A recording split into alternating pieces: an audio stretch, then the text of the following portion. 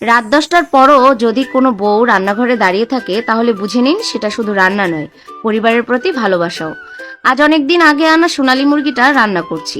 দিনের বেলায় বাচ্চাকে সামলাতে সামলাতে সময়ই পাইনি, তাই আমার স্বামী বাসায় আসার পরেই শুরু করলাম রান্না। আগে থেকেই পেঁয়াজ কেটে রেখেছিলাম, তাই গরম তেলে পেঁয়াজ কুচি, তেজপাতা, দারচিনি, এলাচ, লবঙ্গ আর অল্প একটু গোটা জিরে, সুন্দর ঘ্রাণ বের হলে পেঁয়াজ বাটা, আদা বাটা আর রসুন বাটা দিয়ে ভালোভাবে কষিয়ে নিলাম। এরপর হলুদ, জিরা, ধনিয়া আর মরিচের গুঁড়া মিশিয়ে রাখা মশলা দিয়ে ধীরে ধীরে কষালাম।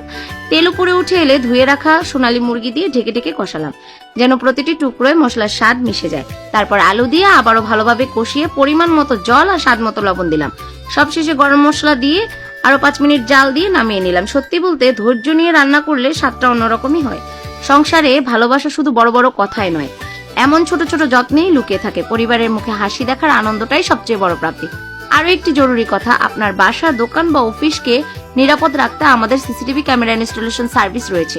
নতুন ক্যামেরা লাগানো, সার্ভিসিং বা যে কোনো সমস্যা সমাধানে যোগাযোগ করতে পারেন।